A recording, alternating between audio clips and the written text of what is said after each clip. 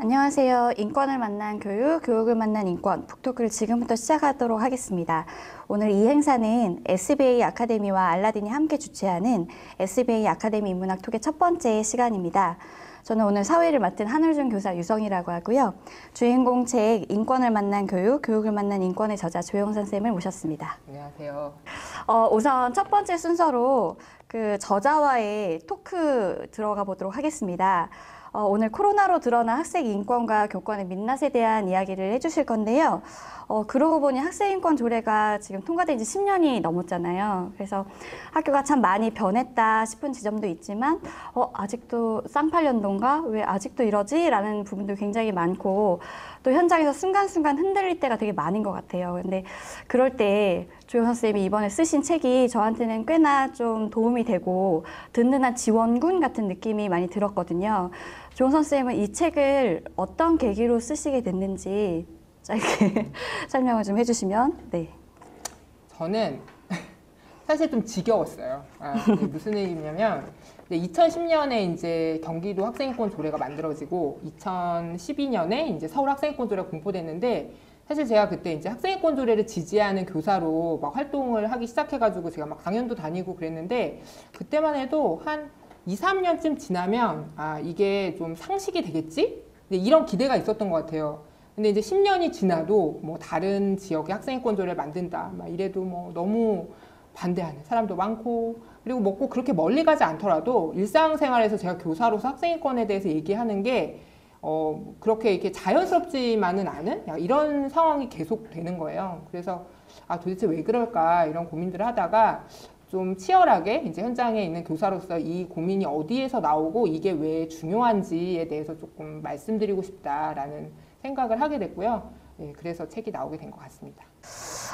특히 이제 올해는 코로나 때문에 굉장히 정신없는, 특히 교사, 학생, 학부모님들 굉장히 정신없는 한 해를 살고 있는데요. 등교와 원격 왔다 갔다 하면서. 그래서 학교를 둘러싼 인권의 모습도 굉장히 다양해지고 복잡해진 것 같아요. 그래서 특히 얼마 전에 교육부 장관이 줌이나 구글미트 같은 화상 수업이 마치 이 원격 수업의 부작용을 다 해결해줄 구세주인 것처럼 이렇게 강제 조항까지 넣어가지고 내보내는 바람에 학교에서는 꽤나 좀 힘들었던 경험이 있거든요. 우리 조영 선생님은 어떻게 생각하시는지 한번 들어보도록 하겠습니다. 네. 그러니까 제가 올해 이제 처음 고3 담임을 해가지고 4월 9일에 정말 초유의 이제 온라인 수업에 세팅을 해야 된다 이제 이런 이제 부담이 있었어요.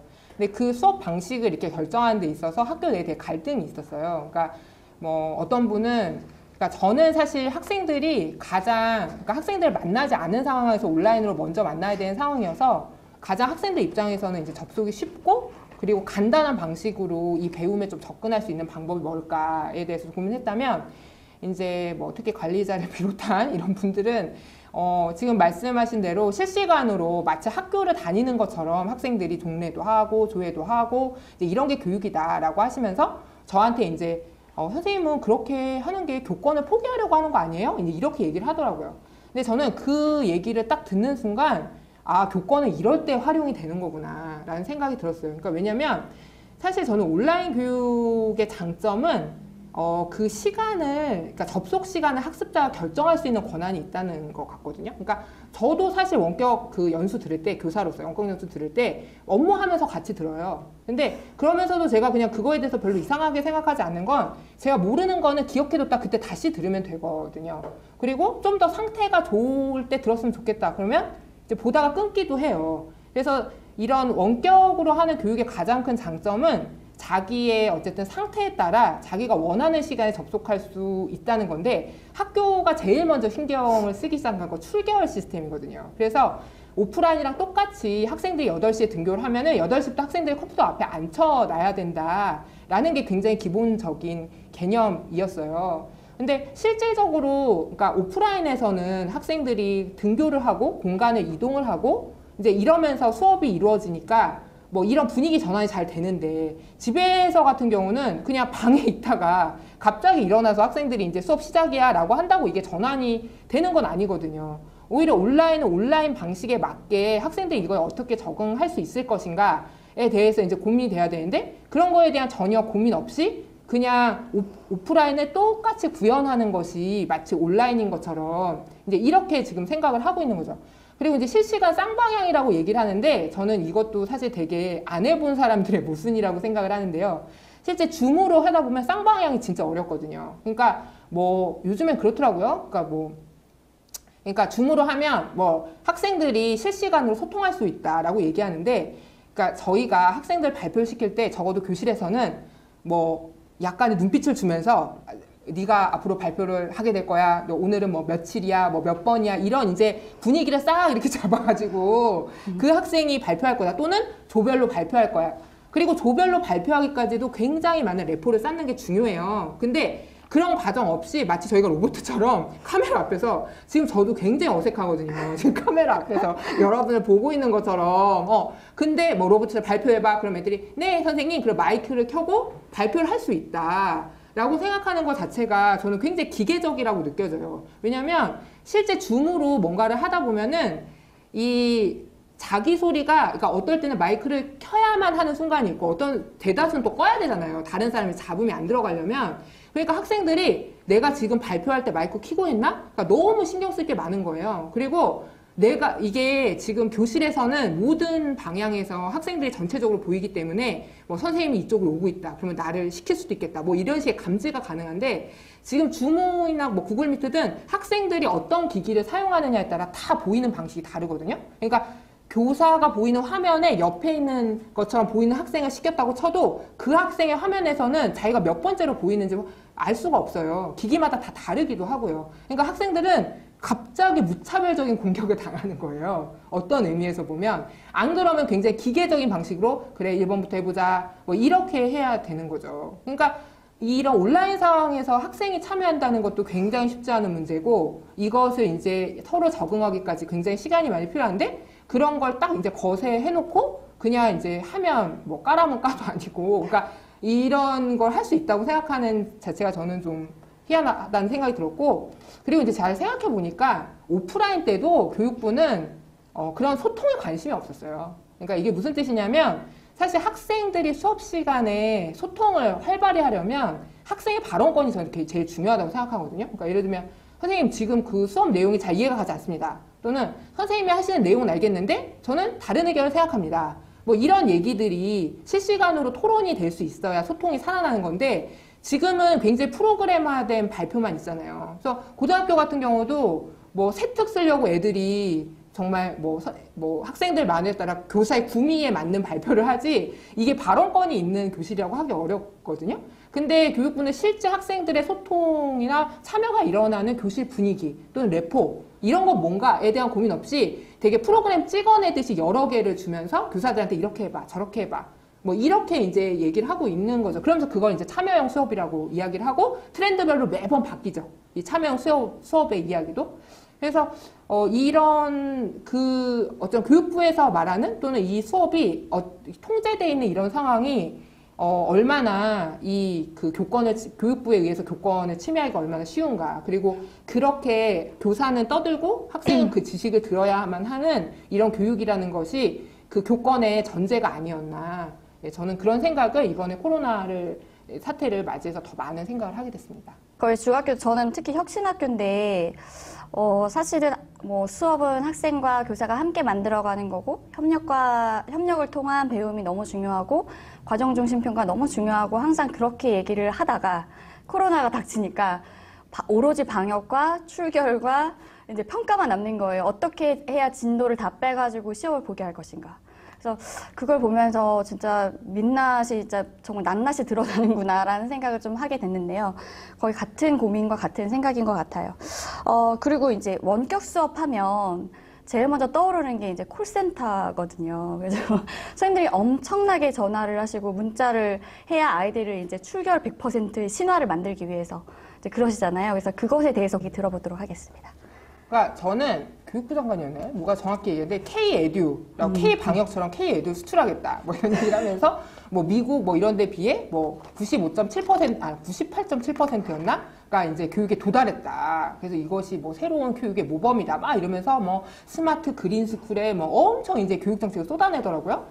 근데 저는 그런 지금 우리나라가 뭐 IT 강국이어서 지금 랜선이 다 깔려있기 때문에 이게 98.7%가 된 게 아니에요. 담임들이 계속 콜센터로 전화했기 때문에 된 거예요.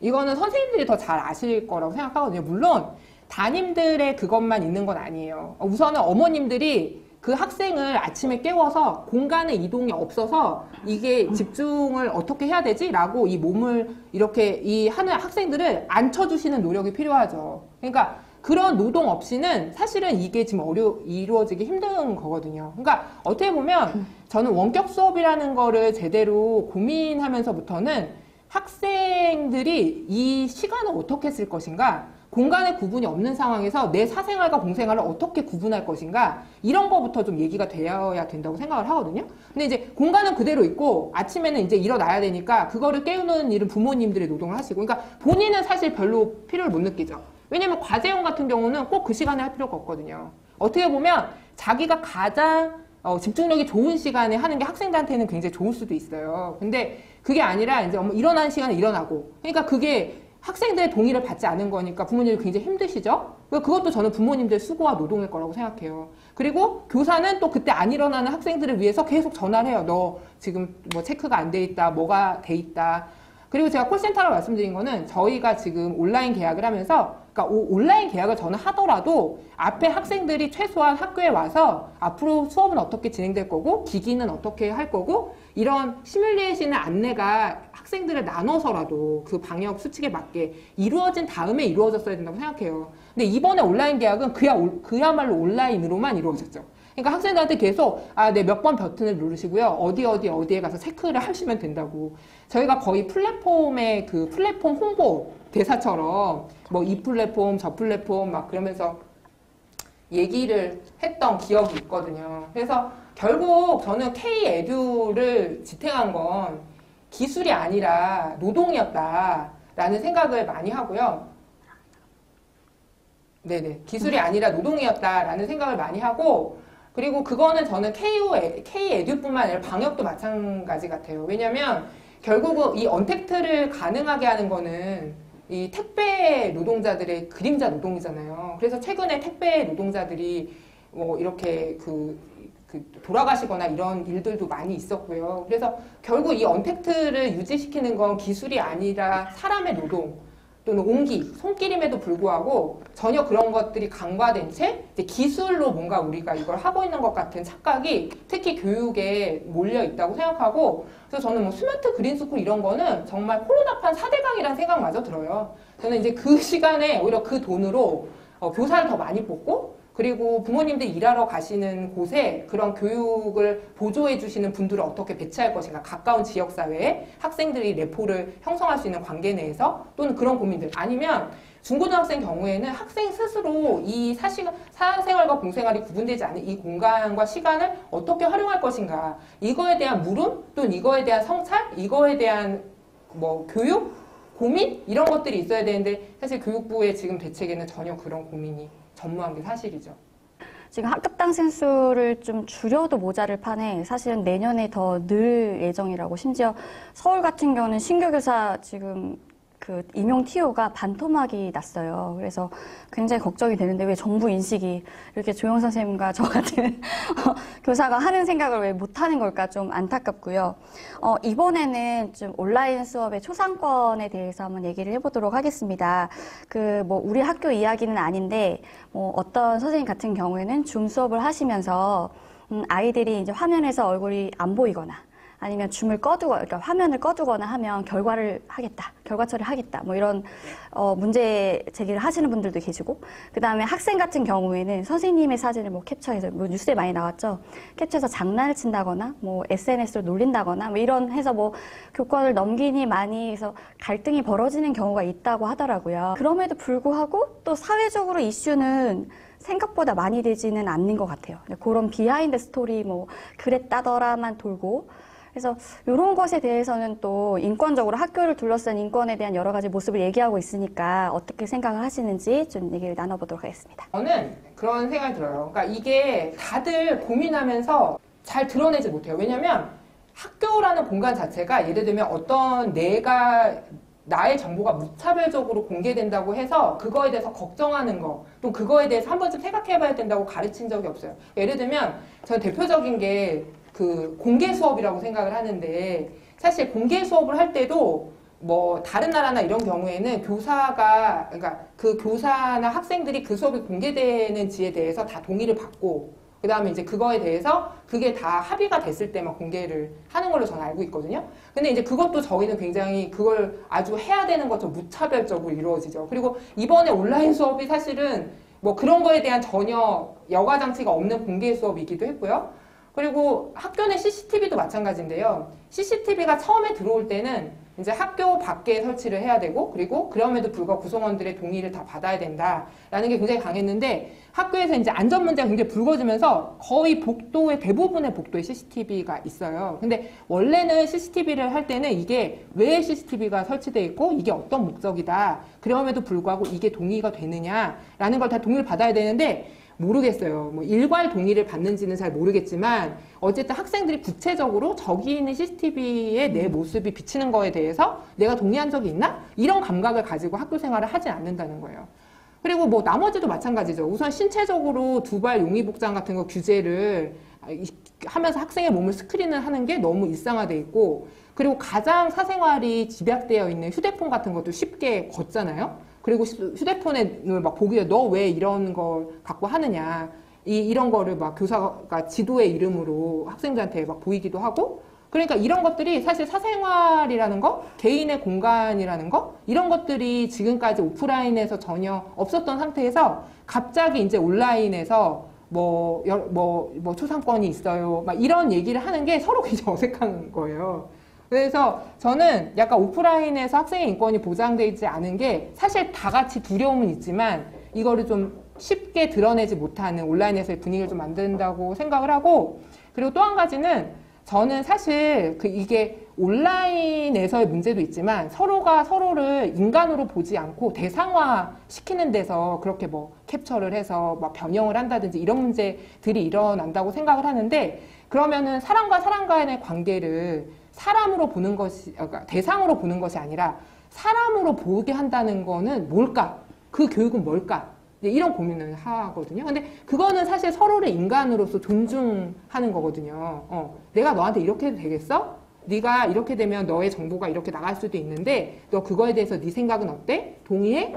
그리고 이거는 너의 뭐 사생활이고 소지품이니까 뭐 이렇게 뭐 네가 이렇게 해야지라고 하는 게 아니라, 우리는 뭐 화장품 있으면 뺐고 뭐 하면 뺐고 이런 게 너무 일상화돼 있잖아요. 그래서 저는 이제 그 학교를 다니면서도 사실은 학생들이 학교 안이 사적인 공간인지 공적인 공간인지 헷갈려 해요. 왜냐면 공간이 굉장히 부족해서. 그래서 학생들이 약간 화장실을 사적인 공간을 생각하고 교실을 공적인 공간이라고 생각하고 뭐 그 정도의 구분이 있는데, 그것도 있는 학생들만 있고, 어떤 때는 사생활을 교실에서 해서 다른 학생들의 막 빈축을 사기도 하고 교사한테 혼나기도 하고 그렇기도 하죠. 근데 집에 있으면 더더군다나 저는 사적인 공간과 공적인 공간의 구분이 없어진다고 생각하거든요. 근데 공적인 공간에서 지켜야 될 뭐 인권이라든지 뭐 서로에 대한 예절이라든지 이런 것들을 학생들한테 정말 제대로 경험하게 하게 하지면 사실은 학생들이 되게 지키기 어려운 상황이라고 보는 거죠. 그러니까 그래서 다시 코로나가 끝난 다음에 오히려 오프라인으로 돌아갈 때도 우리가 조금 더 많이 신경을 써야 되는 건, 어떻게 보면 오프라인 안에서 학생들의 인권을 어떻게 존중할 것인가, 오프라인의 공간에서 어떻게 학생들에게 개인의 공간을 보장하는 의미에서의 거리두기를 어떻게 하게 할 것인가. 이제 저는 이런 것들이 선행이 돼야 온라인에서도 이런 것들이 가능하다라고 생각을 하고 있습니다. 이 팬데믹 시대를 통해서 우리가 깨닫게 된 교권에 대해서 조금 정리 이렇게 좀 해주시면 어떻게 표현할 수 있을까요? 네. 그러니까 저는 교권의 정의는 결국 교육을 교사 학생이 뭘로 합의하느냐의 문제라고 생각을 해요. 그러니까 왜냐면 결국은 그러니까 이번에 이제 팬데믹 시대에 드러난 거는, 교사들은 일방적으로 지시하고 그걸 학생을 따르게 하는 게 교육은 아니다. 왜냐면 그걸 교육이라고 정의하는 사람들이 지금 계속 실시간으로 뭐를 학생들에 쏴대라고 하고 있는 거잖아요. 그래서 결국은 교육을 어떤 내용을 어떤 방식으로 결정할 건가는 교사 학생이 서로 합의해서 결정하는 거다. 그래서 그런 걸 다루기에는 사실 지금까지 교권의 범위는 너무 협소했던 거죠.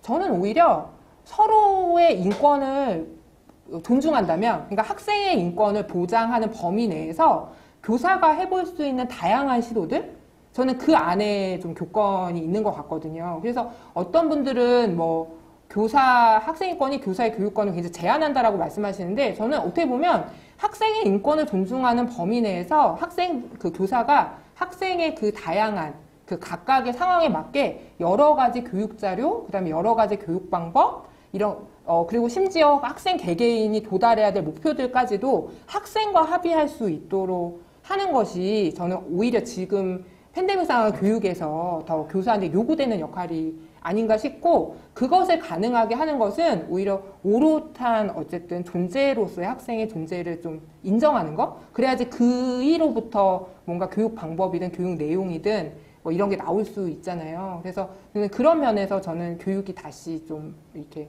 재정의돼야 된다라는 생각을 합니다. 온라인 수업 때문에 중간층이 다 무너졌다. 우리 아이들이 방치되고 있다. 뭐 이런 얘기들이 굉장히 많이 나오고 있잖아요. 근데 또 밑에 댓글에 보면은 또 이것도 정말 우리 그 현실인데, 할 놈은 다 한다. 대학 갈 놈은 다 간다. 뭐 이런 얘기 나오고. 뭐 그럼에도 불구하고 또 한편에서는 복지와 돌봄 사각지대에 있는 진짜 실제로 소외된 계층의 또 학생들이 있는 거고요. 그래서 그런 부분에 대해서 영선쌤 마지막으로 어떻게 생각하시는지 들어보도록 하겠습니다. 그러니까 저는 격차에 대해서 말씀하시면서 이분들이 언제부터 이렇게 격차에 관심이 있었지? 이런 생각 많이 하거든요. 그러니까 격차가 늘어난 건지 아니면 가려져 있던 격차가 드러난 것인가. 저는 이게 첫 번째 쟁점이고요. 그러니까 무슨 뜻이냐면 격차에 대해서 관심이 있었으면 교육의 난이도를 조정하셨어야죠. 저는 교육부한테 그 질문 드리고, 왜냐면 초에서 중으로 가는 난이도가 엄청나고요. 중에서 고는 저는 진짜 심각한 것 같아요. 쓰는 단어나 이런, 특히 고등학교 교과서는 대학의 기본 교재를 좀 단어를 순화한 채로 쓰여지기 때문에 한자말 이런 게 엄청나거든요. 근데 또 고등학교 교과서와 수능 문제의 격차가 엄청나요. 근데 이거를 사실은 학생들이 사교육 또는 공부를 해야 돼. 그러니까 지금이 온라인이랑 오프라인이 약간 다른 건 이런 건 있죠. 예를 들면 하기 싫은 공부도 옆 짝꿍이 야야 너 해, 이거 수행평가 들어가, 또는 너 우리 모두 점수 안 깎여야 되니까 너 이거라도 해 하면서 주워듣는 그런 교육이 있었는데 그게 좀 없어진 거. 그러니까 스스로, 그러니까 동료 압력 또는 또래 지지가 없는 상황에서는, 그것마저 없는 상황에서 학업에 관심이 없는 학생을 안 하려면 안 할 수 있는 거예요. 그래서 제가 처음에 말씀드렸을 때 학생들한테 이거는 새로운 질문이다. 내가 학교 왜 다녀야 되지? 내가 학교에서 뭐 배우고 있지? 왜냐면 온라인으로 과제에 집중하는 굉장히 주체적인 활동이거든요. 내가 다른 사람을 배려할 별 필요가 없는 공간에서 온전히 제가 그 학습 대상에 집중을 해서 이걸 한다는 것 자체가 굉장히 자기 주체적인 활동이에요. 근데 그러려면 학생들이 그거에 대해서 동의하고 필요가 있을 때 그런 집중력을 낼 수가 있거든요. 그리고 또 하나는 그런 권한이 있을 때예요. 그러니까 내가 언제는 몰입할 수 있고 언제는 휴식을 취할 때 내 집중력이 최대화되지? 뭐 이런 게 있어야 돼요. 그러니까 사실 실시간으로는 거의 저는 구현하기 어렵다고 생각을 해요. 왜냐면 오프라인에서 하는 것보다 훨씬 에너지가 많이 들기 때문에 그 실시간으로 하다 보면 자기가 언제 쉬고 언제 몰입할지 이걸 자기가 조절할 수가 없잖아요. 그러니까 모든 시간이 실시간으로 굴러간다고 한다면. 그래서 그런 질문부터 좀 다시 돼야 되는데, 사실은 이제 그런 것들이 없이 그냥 지금 막 이렇게 진행되고 있는 게 사실인 거죠. 그래서 저는 이런 격차들이 정말 좀 학생들의 입장에서 정의된 것인가? 교육의 주체로서의 학생의 입장이 반영된 해석과 질문인가? 라는 고민이 한 가지 있고요. 그리고 이제 또 하나는 저는 만약에 학생들이 이게 적극적으로 권리를 행사한 결과는 아닐까? 그러니까 공부하기 싫은 학생들 안 한 거예요.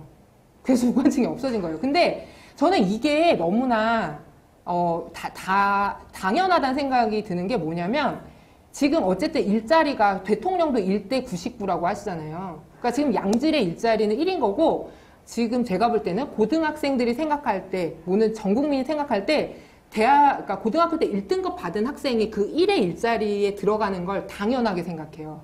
그게 공정함의 표지라고 느낀단 말이에요. 그러면 결국은 50%, 정상 분포 50%는 99%랑 똑같은 일자리를 갖는 거예요. 근데 그 학생들이 왜 중간층을 떠받치고 있어야 되죠? 그러니까 어떻게 보면 지금까지 표준 편차랑 정상 분포라는 건 1이 될 수 있다는 희망 고문 때문에 그냥 유지됐던 거일 수 있어요. 그리고 우리 다 같이 1이 되자. 그리고 막 친구도 있고 학교 가면 또 으쌰으쌰 할 수도 있고 또 친구랑 축구도 할 수 있고 축구하다 보면 공부도 좀 재미도 있고 뭐 이런 가운데서 어쨌든 이 정상분포가 유지가 됐던 건데 사실 그런 정서적 지원 아니면 공동체 이런 재미마저도 없는 상황에서 그 순수한 공부라는 거 그 1등급을 맞기 위한 공부라는 게 학생들한테 별로 의미 없다라는 게 저는 여실히 드러난 결과는 아닐까라고 생각을 하거든요. 그래서 정말 이 격차에 대한 고민이 학생 입장에서의 고민일까? 오히려 이런 식의 교육으로 학생들을 1등급, 2등급 낙인 찍은 다음에 이게 사회적인 어쨌든 재화를 분배하는데 야, 너는 1등급이니까 양질의 일자리에 갈 수 있어. 너는 이거 못 받았으니까 너는 더 월급을 조금 받아도 돼. 라고 하는 공정의 지표로 쓰는 것이 저는 오히려 더 큰 문제가 아닐까. 저는 개인적으로 그런 생각을 합니다. 진짜 저도 중간층이 무너졌다 이야기할 때마다 사실 스카이와 인서울로 가기 위해서 모두 다 막 달라붙어가지고 막 싸우고 있는 이 무한 경쟁 트랙에서 중간층에 무슨 의미가 있을까? 이런 생각도 저는 많이 들었거든요. 근데 이런 이야기, 이런 나의 고민 이런 것들을 지금 잘 말로 풀어주신 것 같아서 좀 속이 시원하고 좀 그랬습니다. 감사하고요. 네, 이제 좀 이렇게 이야기 나누는 시간은 이제 이것을 마무리를 하고 두 번째 순서로 넘어가 보도록 하겠습니다. 두 번째 순서는 이제 그 조영 선생님의 책을 읽고, 이게 질문, 궁금한 거, 물어보고 싶은 것들을 미리 좀 모아봤어요. 그래서 사전 질문을 모아봤는데, 교사로서 참 공감되고, 이거 진짜 답하기 너무 어렵겠는데 이런 질문들이 있더라고요. 그래서 좀 긴장하고 들어봐 주시고요. 네, 기대하겠습니다. 네, 첫 번째 질문부터 보도록 하겠습니다. 네. 저는 혁신학교에 근무 중인 초등교사입니다. 많은 사람들이 교사는 학생에게 권력을 휘두르는 권력자라고 생각하지만 저는 학부모로부터 교육권을 잠시 위임받은 하청 노동자나 다름없다고 느낄 때가 많습니다. 예를 들어 체육활동 등에 잘 참여하지 않는 아이에게 나름대로 장난스러운 분위기로 다소 체근한 일이 있었는데 그 아이의 부모가 아이의 말만 듣고 왜 아이를 무시하고 망신을 주냐며 학교에 찾아와 항의하는 일이 있었습니다. 그럴 의도가 아니었다고 아무리 해명해도 소용이 없었죠. 그런 일이 비일비재합니다. 교사를 존중하는 학생과 학부모들의 소양이 먼저 길러져야 상호 존중도 가능한 것 아닐까요? 라는 질문이었습니다. 네. 어떻게 답을해보세요. 이 질문에서 여러 가지 이제 결이 읽혀지는데 그 학부모의 교육권을 잠시 위임받은 하청 노동자라고 했을 때, 그러니까 저는 그러니까 결국 학부모님들이 바라는 교육권이라는 것도 그러니까 이 사회 입시 경쟁에서 우리 아이가 유리했으면 좋겠다라는 그 욕구가 저는 좀 있는 것 같거든요. 그래서 그 부분을 좀 어떻게 바라봐야 될까? 그러니까 이게 학부모로부터 고용됐다고 본인이 느껴야 되는 걸까? 아니면 이 사회 어쨌든 구조적 문제의 피해자일까라는 이런 고민이 하나 들고요. 그 다음에 이제 두 번째는 저는 학부모에 의해서 학생의 건으로 이제 민원이 발생하거나 갈등이 일어나는 경우는 대다수 학생의 발언권이 제대로 보장되지 않은 경우가 크다고 봐요. 그러니까 무슨 뜻이냐면, 그러니까 저도 제가 학생이고 운운하고 다니지만 학생들 인권 침해 되게 많이 해요. 그러니까 많이 한다고 생각해요. 그러니까 늘 그거를 자각해야 된다고 생각해요. 무슨 뜻이냐면, 내가 어쨌든 교사라는 권력자의 위치에 있기 때문에 제가 하는 어떤 행동이 학생들한테는, 그러니까 저는 장난으로 했지만 학생들한테 그거 굉장히 위협적으로 느껴질 수 있다는 점을 저는 좀 늘 생각하려고 애를 쓰거든요. 그래서 실제로, 그러니까 교감이 그 교사한테 그 장난감 화살을 쏜 적이 있어요. 그래서 그게 이제 굉장히 사회 문제화되고 막 이렇게 그랬었거든요. 근데 그거에 대해서 그때 교감이 장난이었다. 라는 얘기를 했거든요. 근데 저는 이게, 근데 사실 교사로서 그게 이해가 안 가잖아요? 그래서, 이렇게 권력 관계에 따라 비슷한 행동도 저는 얼마든지 위협이나 다른 코드를 익힐 수 있는 게 있다고 생각하고, 그걸 방지하는 방법은 즉시 학생들한테 얘기하게 하는 거예요. 선생님, 저 그거 인권 침해라고 느껴져요. 선생님 때문에 제가 위협감을 느꼈어요. 아니면 제가 뭐 성적인 불쾌감을 느꼈어요. 뭐 이런 식으로 학생들이 즉각적으로 그거에 대해서 이렇게 반응할 수 있는 발언권이 좀 주어지면 교사가 그래 내가 의도하지 않았지만 미안하다.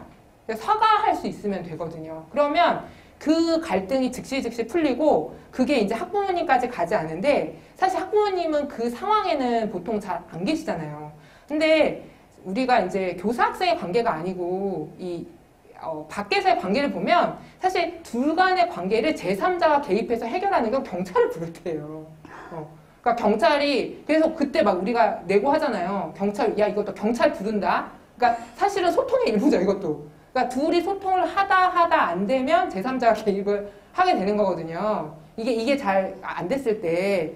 그래서 어떻게 보면 교사와 학생이 당사자로서의 어떻게 소통을 좀 더 잘할 수 있을까에 대한 고민이 좀 학생권에 있는 거였고, 전 그런 의미에서 교사를 좀 보호하기 위해서라도 학생의 발언권이, 그러니까 학생이 그때그때 문제제기하고 교사가 그게 의도가 아니었으면 좀 해명할 수 있는 그런 공간이 좀 확보되기 위해서라도 저는 좀 학생권이 좀 더 중요하지 않나라는 생각을 좀 합니다. 두 번째 질문 읽어보도록 하겠습니다. 중등교사 분이 남겨주신 질문인데요. 책에서 상호 존중의 가치를 여러 번 강조하셨는데 저는 솔직히 회의감이 듭니다. 아무리 학생들의 삶에 관심을 기울인들 수십 명의 학생들을 케어하다 보니 정작 학생들은 진정성을 느낄 것 같지 않습니다. 학생들도 늘 한결같이 잘해주는 호구 같은 교사보다는 평소에 카리스마 있게 수업을 진행하다가 가끔 재밌고 친절한 분위기를 주도하는 그런 쌤을 더 좋아하고 따르는 것 같습니다. 특히 모범생들은 교사가 수업 분위기를 장악하지 못하면 원망하고 무시하는 경향도 있더라고요. 평등이라는 고고한 가치를 지향하는 것보다 당장 수업이라는 내일을 잘하는 게 중요한 것 아닐까 하는 생각이 자주 듭니다. 라고 해주셨습니다. 네, 저도 처음에는 그런 생각 많이 했던 것 같아요. 그러니까 공부 잘하는 학생들한테 인정받는 교사가 되고 싶다. 왜냐면 저 공부 잘했거든요. 왜냐면 저도 막 그런 교사를 원했어요. 되게 카리스마 있고 막 애들 떠들면 막 탁 제압하고 막 그런 선생님이 멋있어 보였어요. 근데 그 카리스마 있다는 건 그런 거거든요. 카리스마가 있다는 거는 수업에 집중하지 못하는 학생들을 단호하게 내치거나 제압하는 거예요. 근데 그러려면 학생의 개개인의 삶에 관심을 기울이면 안 돼요. 왜냐면 걔를 왜냐면 그 학생이 예를 들면 매일 아르바이트를 하는 학생이다. 아니면, 학교에서는 별 재미를 못 느껴서 밤새 게임을 하는 학생이다. 이런 삶에 대해서 이해를 하기 시작하면 그 학생을 단호하게 내치기가 되게 어렵거든요. 그래서 저는 이게, 같이 갈 수 없는 가치고 이미 카리스마 있는 교사가 된다고 결심할 때는 몇 명 버리고 가겠다라는 결심을 해야 가능한 거죠. 그래서 저는 이게 선생님도 아마 그 점을 좀 염려하셨는지 평등이라는 고고한 가치를 선택할 것인가 보다는 당장 내 수업을 잘해야겠다는 생각을 하게 된다라는 말씀을 하시게 되는데 그 얘기는 뭐냐면 당장 내 수업을 잘한다는 것의 전제가 수업에 따라오는 학생들과 그렇지 않은 학생들을 구분해서 그렇지 않은 학생들이 수업에 참여하고 그것에 대해서 영향을 받든지 말든지 이 표현이 좀 그런데요. 그런 걸 별로 크게 신경 쓰지 않고 기본적으로 수업에 동기화되어 있는 학생들과 함께 그 나머지를 조용히 시키면서 카리스마 있게 이렇게 수업을 하는 거 이런 거를 이런 게 이제 사실은 괜찮은 교사 아닌가? 라는 이제 그러니까 고민을 하시는 것 같아요. 근데 저는 사실 그런 거는 욕하면서 할 수 있는 학원 강사들이 훨씬 잘하는 것 같고요. 예. 그리고, 동영상이나 많은 콘텐츠들이 그런 거는 훨씬 더 많은 것 같기도 해요. 그러니까 제가 매일 학생들을 만나는 교사에게 기대하는 게 과연 그런 걸까 싶기도 하고, 그건 또 기대를 다 차치하고 나서라도 저는 그 질문이라고 봐요. 나는 누구를 위한 교사가 되고 싶은가? 내가 그렇게 나처럼 공부 잘하고 수업에 동기화되어 있고 공부를 통해서 심지어 아까도 말씀드렸지만 1대 99의 사회에서 저는 교사는 1이라고 보거든요. 근데 저 같은 경우는 공부를 해서 그 일에 포함된 계급의 교사거든요. 그래서 내가 되게 친화적으로 느끼는 학생들은 과연 전체를 대상으로 하는가? 아니면 나는 내 계급과 같은 계급의 학생하고만 친하게 지내고 싶은 건 아닌가? 라는 반성을 좀 해요. 네. 네. 저도 아까 질문 읽으면서 제 질문이 아닌가라는 생각이 들었는데 조금 위로가 됩니다. 세 번째 질문 해보도록 하겠습니다. 온라인 수업 상황에서 학생들이 교사가 나오는 얼굴 화면을 캡처하고 성희롱 등의 괴롭힘을 할 수 있다는 우려가 많았습니다. 그래서 실제로 얼굴을 노출하지 않고 수업을 진행하는 경우가 왕왕 있었는데요. 학생들이 디지털 기기와 온라인 환경에 빠르게 적응하고 있는 만큼 교사들이 느끼는 사이버 폭력에 대한 위협도 커지고 있습니다. 이렇게 교사에 대해서 학생들이 관계적 괴롭힘을 가하는 경우에는 공간 분리를 위한 차원에서 정학이나 강제 전학 등의 조치도 필요한 거 아닐까요? 이렇게 질문해 오셨습니다. 그러니까 저는 우선 온라인 상황에서는 그러니까 오히려 더 교사도 교사의 자기 초상권을 지킬 권리가 있어야 되고 학생들도 학생의 초상권을 지킬 권리가 있어야 된다고 생각해요. 그래서 지금 막 쌍방향으로 실시간에 얼굴을 보이면서 해라 라고 하는 게 저 요즘에 유행하는 벽지가 서재 벽지예요. 혹시 교육부 장관님 아실라고 모르겠는데, 그러니까 서재에 있는 방에 있는 학생들이 제한돼 있잖아요. 대부분 학생들이 옷방에서 한대, 옷방. 좀 조용한 데가 그나마 그런 약간 짐이 있는. 그러니까 뒤가 지저분하잖아요? 그러니까 옆에는 옷을 놓고 뒤에 서재 벽지를 까는 거예요. 그게 학부모님들의 고민이기도 합니다. 그러니까 이렇게 자신의 배경에 대한 정보와 자신의 신체에 대한 정보가 무차별적으로 지금 그리고 특히 줌이라는 게, 미국에 있는 이게 상용하는 플랫폼이잖아요. 그러니까 이거에 대한 보안이 굉장히 취약하다라는 보고가 계속 되고 있는데, 이거를 계속 이렇게 강요하는 이런 상황에 대한 좀 재고가 있어야 되고, 그리고 실제 하더라도 교사가 자기 얼굴을 보이지 않게 하는 거, 학생도 화면을 끌 수 있게 하는 거, 저는 되게 중요하다고 생각해요. 왜냐면, 학생이 참여하고 있는 거랑 화면을 켜는 건 저는 전혀 다른 문제라고 생각해요. 그러니까 화면을 제가 줌으로 수업을 받기도 하고 해보기도 하지만 제가 예를 들면 화면을 켤 수 없는 상황일 때는 제가 이러이러해서 화면을 못 켜는데 전 잘 듣고 있고 궁금하면 저한테 질문해 주세요 라고 제가 발언하기도 하고 아니면 제가 학생들한테 할 때도 지금 아쉽게도 얼굴을 못 보는 분도 계시지만 그분이 안녕하기를 저는 기대하고 그리고 제가 뭔가 반응을 보여주십사 했을 때 채팅방이든 남겨주세요 라고 얘기를 하거든요. 예, 그래서 이런 식으로 저는 화면에 대해 우선은 보호장치가 있어야 된다라는 생각을 좀 기본적으로 하고요.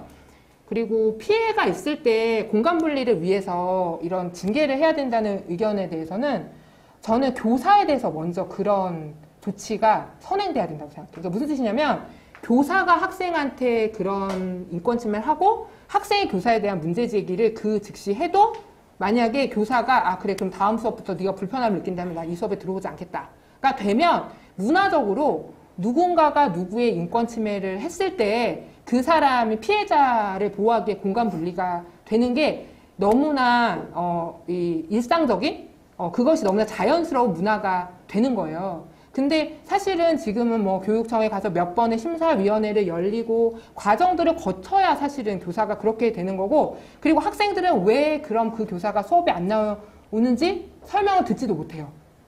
갑자기 선생님이 없어지는 거예요, 다음 학기에. 그러고는 그 사람이 인권 침해를 해서 그런 건지에 대해서 못해요. 그러니까 이런 상황에서는 학생들이 피해자를 위해서 가해자가 공간 분리가 돼야 된다라는 인식 자체가 좀 자리 잡기 어려운 거죠. 그래서 저는 인권의 기준이 자리 잡는 게 굉장히 중요하다고 생각하는 게 권력관계 관계없이 사람의 인권을 침해하는 행위에 대해서는 단호하고 권력관계 관계없이 그 사람은 온전히 하나의 인간으로 보장받아야 된다라고 할 때 이제 제대로 좀 인권 교육이 될 수가 있는 거죠. 네 번째 질문도 좀 그 비슷한 온라인 수업 상황에서 이제 선생님들의 고민인데요. 중등교사입니다. 코로나 상황에서 제 직업에 대한 회의가 깊어졌습니다. 학생들이 수업을 제대로 듣지 않는 게 뻔한데 제가 할 수 있는 건 캠을 끈 아이에게 켜라고 하고 수업 시간 중에 PC방에 가는 등 외출하는 사람 걸리면 벌점 준다고 협박하는 것밖에 할 수 있는 게 없더라고요. 무슨 이유로 캠을 끈 건지 묻기보다 당장 아이를 감시하기 위해 그리고 다른 아이들까지 캠을 끄고 딴짓을 하는 분위기가 될까봐 캠을 켜지 않으면 결과 처리하겠다는 협박을 하게 됩니다. 학교와 교사의 역할이 학생들에게 듣기 싫은 수업을 강제로 듣고 오기 싫은 학교를 강제로 오라고 강요하는 역할밖에 없었나 싶어요. 이런 상황에서 제가 교사로서 할 수 있는 역할이 뭘까요? 라는 질문이 있었습니다. 그러니까 저도 진짜 공감 많이 해요. 그리고 만약에 줌으로 수업을 한다고 하더라도 저는 10명 이내일 때 뭔가 상호 소통이 가능한 것 같거든요. 그나마 서로 굉장히 래포가 있을 때. 근데 사실 줌으로 10명이 할 거면 그냥 교실에서 10명이 수업하면 되죠. 온라인 사용해서도. 그래서 저는 좀 너무 공감이 되고요. 그리고 이렇게, 그러니까 저는 결국 그런 거예요. 교사들이 이렇게 애들이 화면을 켜고 수업을 듣는 게 집중이다. 이런 것이 교권이다. 라고 하는 순간 교사한테는 학생을 통제해야 되는 그런 의무만 남는 거예요. 그래서 학생을 저는 통제해야 되는 게 학생을 통제할 수 있는 권리나 권한이 있어야 된다. 이런 얘기들이 있는데 그게 정말 권리인가 의무인가 이런 고민을 많이 하거든요. 왜냐하면 뭔가 그걸 자율적으로 누릴 수 있는 게 아니면 저는 그건 권리가 아닌 것 같아요. 그러니까 학생한테 있어서 학습권이 그런 것 같거든요. 학습을 하고 싶을 때 하고 싶은 만큼 하고 싶은 방식으로 하지 않으니까 학생들은 공부를 의무라고 느끼지 이걸 학습권이라고 잘 느끼진 않거든요. 그러니까 교사의 경우에도 자기가 학생들과 어떻게 소통할 것인가 그리고 소통에 방해되는 것을 어떻게 거부할 수 있을 것인가 이게 되게 중요한 거거든요. 그게 교육청의 어쨌든 정책이든 뭐 어쨌든 교사에 대한 공격이든 이런 것들에 대해서 어떤 방어권이 있느냐가 저는 굉장히 중요하다고 생각하는데 그러려면 학생이랑 좀 의사소통을 잘 할 수 있는 이제 그런 권한이 좀 보장이 돼야 되는데 지금은 그냥 교사가 학생을 뭐 어떻게 통제할 수 있다 이런 전제가 있는 하에서는 교사한테 이런 노동이 강요될 수밖에 없는 상황이죠. 네. 네, 5번째 질문 해보도록 하겠습니다. 다문화 성소수자 이런 주제에 대해서 우리가 가져야 할 자세 이런 것들에 대해 수업 자료를 만들어 가르쳤는데 학부모가 성소수자 문제에 대해서 그렇게 가르치는 것이 불편하다면서 관리자에게 문제를 제기해 오셨다고 하더라고요. 교감쌤이 다행히 조심스럽게 전달을 하시긴 했지만 결국엔 하지 말라라는 의미로 들렸고 저는 또 스스로도 앞으로는 위축이 되어 이런 수업은 더 이상 못하겠다 싶더라고요. 사실 이런 게 가장 큰 교권 침해가 아닐까요? 이럴 때 교사인 저를 보호해줄 만한 장치가 잘 보이지 않아서 답답합니다. 이럴 때 어떻게 해야 할지 혹시 제도적으로 어떤 보완이 필요하지 않을지 궁금합니다. 이렇게 해주셨습니다. 그러니까 저는 어쨌든 명백한 교권 침해라고 생각을 하고 근데 또 하나는 만약에 이제 그런 게 약간 염려가 되네요. 그 선생님이랑 대화를 나눠볼 기회가 있으면 제가 좀 여쭤보고 싶은데 이 수업을 하다가 중간에 멈췄어야 되셨잖아요. 그럼 학생들한테 이유를 설명해야 되는 상황이 있었을 것 같은데 그 선생님이 어떠셨을까라는 생각이 들어요. 왜냐면 학급에 성소수자 학생이 있을 수 있거든요. 근데 자신들의 인권을 보호해주는 수업을 하는 상황이 교사한테 오히려 학부모가 그런 것이 불편하다? 라고 하는 거 그 존재가 불편하다는 거잖아요. 그런 것이 공식적인 또 목소리로 채택이 돼서 선생님이 그런 수업을 못한다. 그러니까 내 존재는 공적으로 불편해도 되는 상황이다.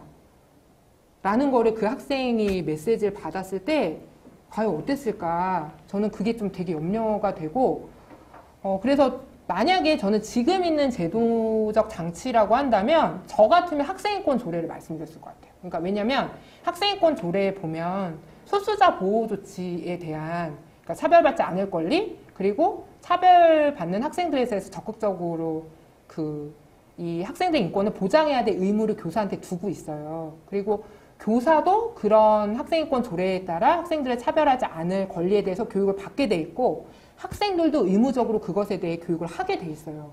그리고 심지어 학부모님들도 그런 교육을 받게 돼 있어요. 한 학기에 2시간씩. 근데 어떻게 보면 그 학교에서 전혀 그런 교육이 되지 않았다는 방증인 거죠. 예, 서울이시라면 조희영 교육감과 서울시 학생인권 교육센터에 제가 꼭 기회가 되면 말씀드려야 되겠다 라는 말씀을 농담처럼 드리고 싶고 저는 이런 면에서 교사의 수업권을 두텁게 보호하는데 학생인권이 큰 지렛대가 돼야 된다는 생각을 하고 근데 저는 이제 또 하나 아쉬운 점은 이게 근데 사실 선생님도 모르셨을 수 있어요. 학생인권 조례에 그런 조항이 있어? 왜냐면 제가 연수 가서 제가 학생인권 조례에 대해서 떠든 지 10년 됐는데 처음 물어보는 질문이 뭔지 아세요? 학생인권 조례 처음부터 끝까지 읽어보신 분. 이거 꼭 물어봐요. 근데 별로 안 계셔요. 무슨 내용인지 잘 모르시거든요.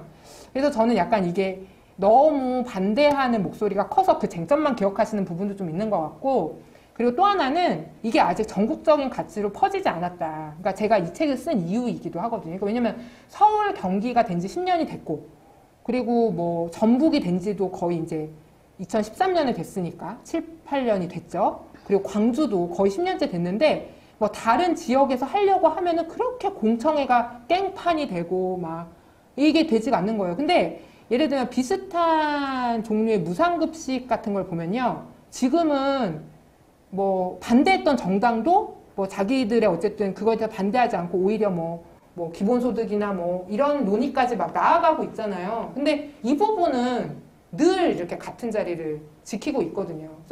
그래서 저는 이제 그런 한계들이 좀 전국적으로 확산되지 못했다라는 생각이 있고, 그래서 지금 이제 한참 이야기가 되고 있는 차별금지법이라든지 아니면은 제가 활동하고 있는 촛불청소년인권법 제정연대에서 추진하고 있는 학생인권법이라든지 이런 것들이 좀 전국적으로 돼서 어느 정도 이제 기준이 되는 거죠. 그러니까 성소수자, 그러니까 이게 좋든 뭐 불편하든 안 하든 이런 걸 떠나서 이 정도는 기본이다라는 어느 정도의 이제 기준선이 좀 정해져야지 이런 공격에서 좀 교사가 자유로울 수 있겠다라는 이제 생각을 좀 하게 됩니다. 네. 너무 구구절절 공감되는 내용들이 많이 있었던 것 같습니다.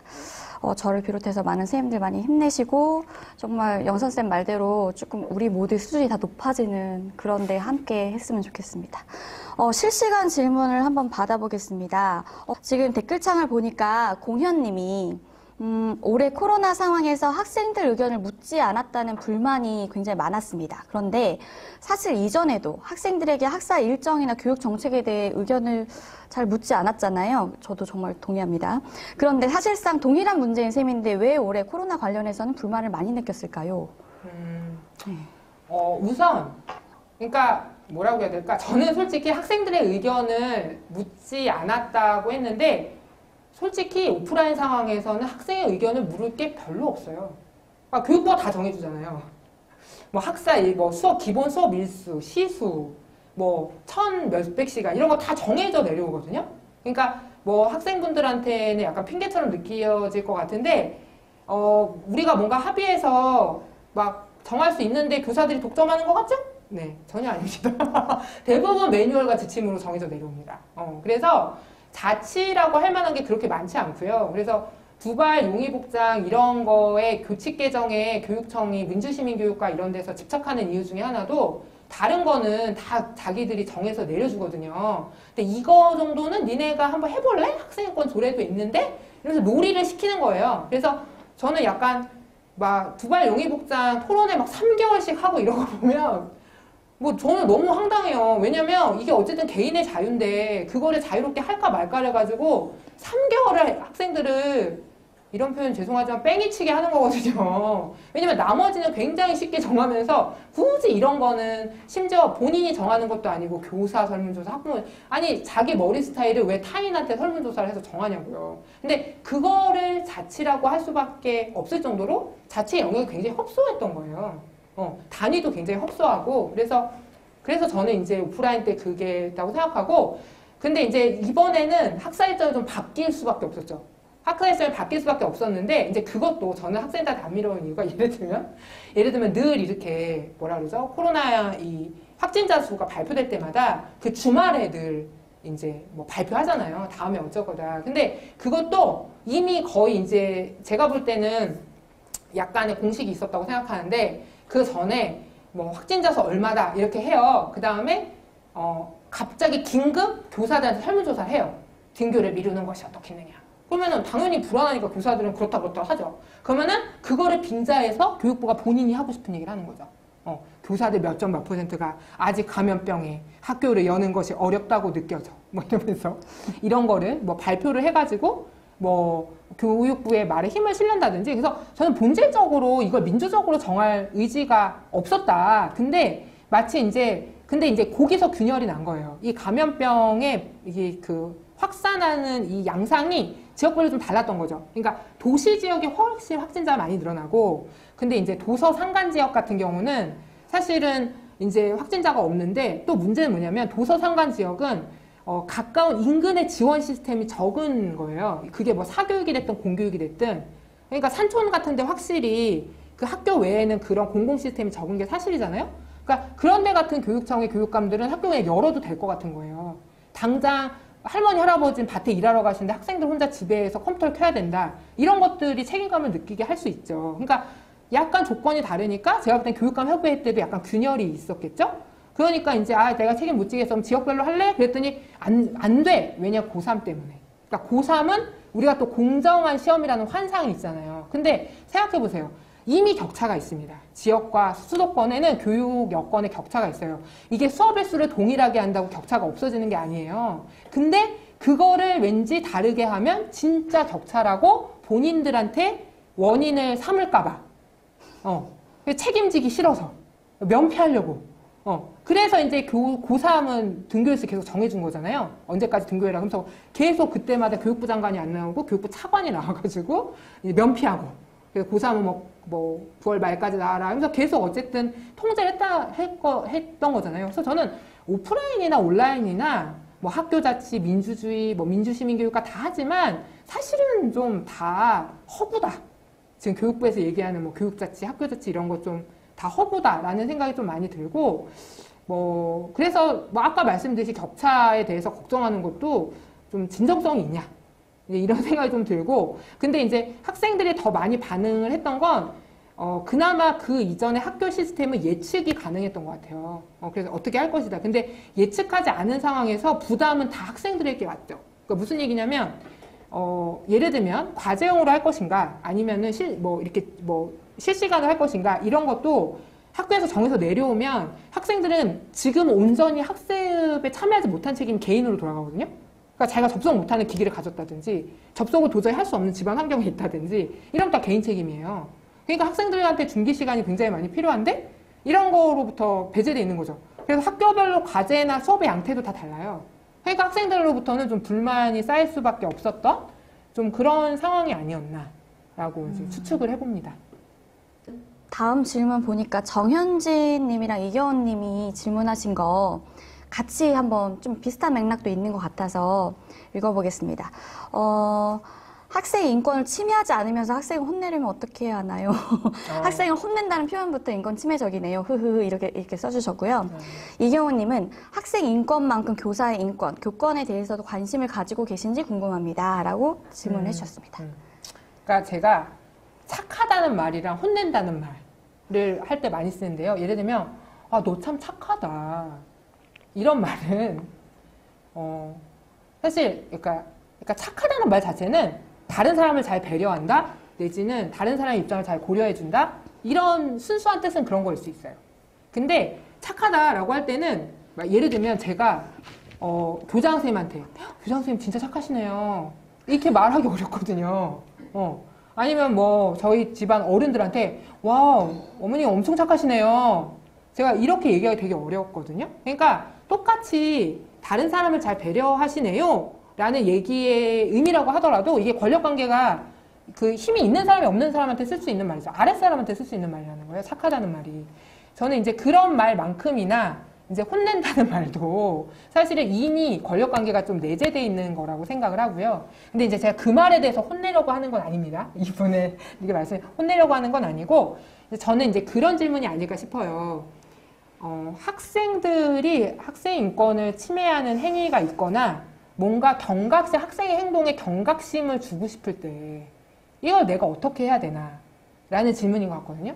근데 저는 이거에 대한 거는 정말 상황마다 다 다른 것 같아요. 그러니까 이게 학생의 습관인지, 그러니까 예를 들면 이게 학생과 학생 간의 인권 침해다 라고 한다면 인권의 기준을 제대로 세우는 게 저는 굉장히 중요하죠. 근데 그 인권의 기준을 제대로 세우려면 그 이전에 인권교육이 돼 있어야 돼요. 그러니까 없었던 기준을 갑자기 얘를 혼낼 때만 세울 수는 없잖아요. 그러니까 인권교육이 제대로 돼 있어야 되고, 그리고 다른 공간에 소위 말하는 가해 행동을 한 학생도 인권을 보장받은 경험이 있어야 돼요. 그래야지 내가 한 행위가 인권 침해구나 라고 인정하고 인지하게 되거든요. 그러니까 사전에 우리가 인권을 보장하는 시스템이 있고 인권이 교육이 돼 있고, 그러면 학생들한테 이건 인권 침해야. 그래서 너는 이 학생 인권을 침해했고 이 학생의 피해에 대해서 사과하든지 그에 대한 책임을 져야 돼 라고 얘기할 수 있으려면 저는 학생 인권이 잘 자리 잡는 게 굉장히 중요하다고 생각을 하고요. 그리고 또 하나는 이제 경각심을 주려고 할 때 그 학생의 문제라고 보이는 부분이 그 학생도 그렇게 생각하나? 라는 이제 질문을 좀 드리고 싶어요. 그러니까 그게 제 책에 자세히 이거 제가 팔려고 하는 북토크입니다. 아시죠? 그래서 광고 띠링띠링 책에 아주 자세히 나와 있는데 뭐냐면 여러 가지가 있는데요. 제가 가장 중요하게 생각하는 건 학생의 문제 행동이라는 게 딱 눈에 찝힐 때 이게 그 학생의 입장에서도 문제일까? 그러니까 예를 들면 뭐 그런 거 있잖아요. 수업 시간에 자는 거, 지각하는 거 이런 거는 대부분 학생들이 문제라고 생각하지 않아요. 그러니까 제가 학생들 대화에서 느낀 거는 자는 거는 선생님, 저는 선생님의 교권을 존중하기 위해서 조용한 교실 위에 자는 겁니다. 굉장한 배려심과 인권의식을 가지고 자는 거고요. 그리고 뭐 지각하는 경우도 선생님, 제가 와서 떠드는 것보다는 저는 졸업만 하면 돼요. 그리고 지각해서 미인정 지각인 거 저 괜찮아요. 제가 불이익을 이미 받고 있잖아요. 제가 제 권리를 포기한 건데 선생님이 왜 저를 혼내시나요? 제가 슬프죠. 제가 못 알아듣는 수업을 듣는 제가 슬프죠. 뭐 이런 식으로. 그러니까 문제 제기를 하는 것이 아니라 자기는 지각으로서 그냥 하는 거다. 자기 수업 포기하는 거다. 이런 얘기를 하기도 하더라고요. 그러니까 이게 이 맥락에서 학생도 이걸 굉장히 문제라고 생각한다는 게 어쨌든 공유가 돼야 돼요. 근데 그런 과정이 대부분 생략돼 있고 이제 교사는 학생을 지적만 하는 거죠. 근데 이게 얼마나 어색한 거냐면 적어도 이런 뭐라고 해야 되죠? 이런 학교 밖의 사회에서는 입법의 과정이 있어요. 그러니까 입법이라고 하는 건 뭐냐면 적어도 일반 사람들이 야 이런 규범은 필요해. 뭐 이게 뭐 차별금지법이 되든 야 이런 건 법으로 보호해야 돼. 이런 인권을 보호해야 돼. 라는 막 요구가 있어요. 요구가 되는 가운데 이 법이 왜 생겨야 되는지에 대해서 막 토론이 돼요. 그리고 그거에 대해서 나름 전문가라고 하는 국회나 이런 입법 과정에서 또 막 토론을 해요. 이게 법리적으로 어떤 의미가 있고 제도적으로 어떤 효과가 있어요. 막 토론을 해요. 그 과정을 통해서 많은 공론화를 거치고 사람들이 이 법의 이유, 방식까지 홍보가 된 다음에 통과가 되고 또 그거에 대해서도 적법한 방식으로 어떻게 돼야 되는지에 대해서 또 논의가 있어요. 그런 식으로 이제 이 행사가 되거든요. 뭔가 이 문제, 인간의 어쨌든 문제가 되는 행위에 대해서 사회적으로 규제를 한다는 것 자체는. 근데 학교는 안 그래요. 학교는 교사의 눈의 스크린이 입법이에요. 어떻게 보면. 그러니까 학생들이 뭐라 그러냐면 이 실시간 눈치 교육 과정. 그러니까 이제 1교시에는 자도 되는데 2교시엔 자면 안 되고 3교시엔 잘 수는 있는데 이런 자세로 자야 되고 뭐 이런 거 있잖아요. 예, 학생들이 이제 이게 합의된 규범이 아니라 사실은 아주 개별 행위에 대해서 자의적인 규범이 좀 난무하는 거죠. 그래서 학생권 얘기하는 거는 그 사회에서 말한 이것이 일종의 그러니까 학교라는 것이 바깥 사회의 축소판이고 우리가 이 민주시민사의 원리를 학교에서 배우는 거라면 적어도 법의 테두리에서 보장해야 될 인권의 범위가 어느 정도인지 그리고 그걸 입법의 과정을 거쳐서 그래서 저는 지금 학생들의 규정 제출권에 중에서 주로 학생들은 이미 제출된 규정에 대해서 거수할 권리만 있는데 설문조사할 권리가 있거나 근데 저는 입법에 대한 제출권이 굉장히 중요하다고 생각하거든요. 예를 들면 그리고 그 규율이 교사한테도 통해야 될 것 같아요. 그러니까 교사가 인권 침해했을 때는 이렇게 한다라는 거 학칙으로 정할 수 있어야 된다는 거죠.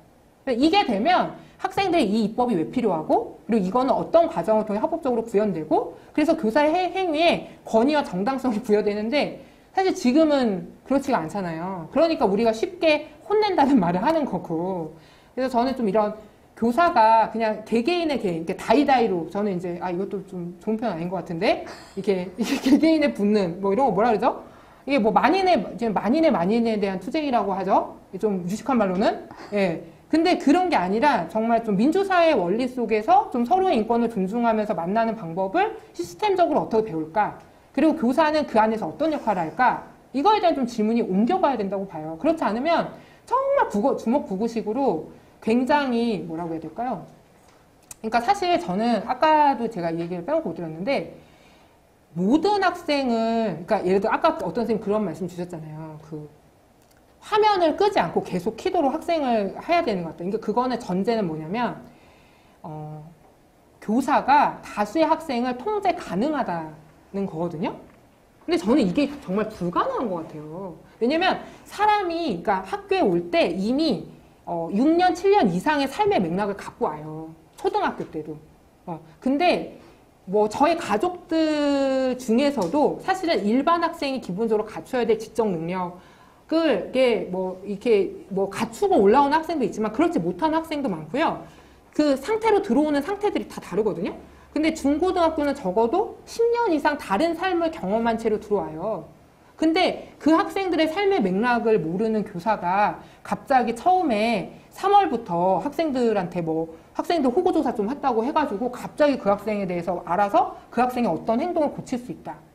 저는 이런 전제가 굉장히 불가능한 전제라고 생각하거든요. 그리고 저는 제일 좀 황당하게 여기는 것 중에 하나가 선생님, 부모님 말은 안 들어요. 선생님이 학교에서 어떻게 좀 해주셔야죠. 아니 10몇 년을 같이 키운 부모 말이 안 되는데 제가 어떤 래퍼와 신뢰감이 있다고 해서 그 친구의 그 학생의 어떤 특별한 습관을 고칠 수 있겠어요. 제가 최대한 할 수 있는 건 그 학생한테 정중하게 동의를 구하는 거예요. 아니면 지금 여러분의 동의 없이 이 굴러가는 이 교육과정이 괜찮냐? 그러면서 좀 안부를 묻는 거죠. 그리고 안 괜찮다면 어느 면이 안 괜찮니?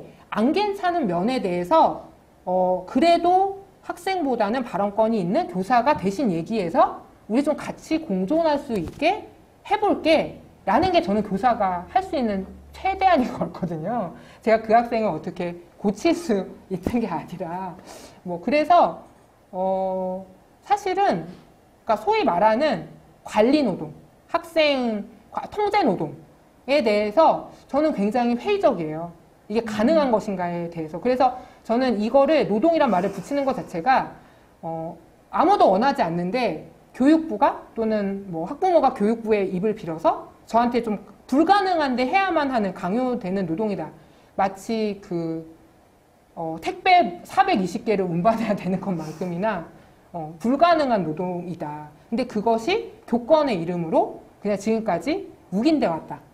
라는 생각을 저는 기본적으로 합니다. 네. 근데 두 번째 질문에 교권에 대해서도 관심을 가지고 계신가요? 근데 지금 답변하실 때 교권과 학생인권이 이제 크게 다르지 않고 그게 어떻게 공존하는가 뭐 이런 이야기를 많이 해주셨는데 이제 뭐 학생인권은 워낙 그 교권이랑 이제 좀 대립적인 가치로 이제 인식하는 경우가 많아서 이런 또 질문도 하신 것 같아요. 그래서 거기에 또 한두 말씀 덧붙인다면 어떨까요? 저는 그러니까 교사가 이게 교사의 인권의식이 높아지는 건 굉장히 중요하다고 생각해요. 그러니까 교사가 인간으로서. 그러니까 무슨 의미냐면, 그러니까 저는 기본적으로는 학생들의 인권 보장이 좀 두터워지면, 전 당연히 교사에 대한 인권 보장도 두터워진다고 생각하거든요. 그러니까 이번에 이제 코로나로 인해서 학생들이 이제 온라인 수업 때도, 아니, 학생들은 위험에 노출되지 않고 안전할 권리가 있어서 온라인으로 수업한다고 하면서 왜 교사는 재택근무를 못하게 하냐. 근데 이런 얘기들이 있었거든요. 그래서 저는 그런 것들이 좀 같이 간다는 생각을 좀 많이 하고, 교사의 인권이라는 부분은 저는 역으로 이런 질문을 하고 싶어요. 그러니까, 교사의 시민적 권리, 내지는 노동권, 이런 것들이 교권에 어쨌든 대항되는 것으로, 그러니까 이렇게 축소되었잖아요. 그러니까 무슨 뜻이냐면, 너희들은 학생을 대할 수 있는 정권을 줄 테니, 그러니까 학생을 억압할 수 있는 모든 권한을 줄 테니, 그 대신 학생들한테 정치적 얘기 하지 마. 였거든요. 무슨 얘기를 해도 되는데, 학생들한테 막말로 뭐 성희롱을 해도 되고, 이전에 교권이라는 것이 그런 걸 해도 되는데, 이제 그 대신 정치적인 얘기 하지 마.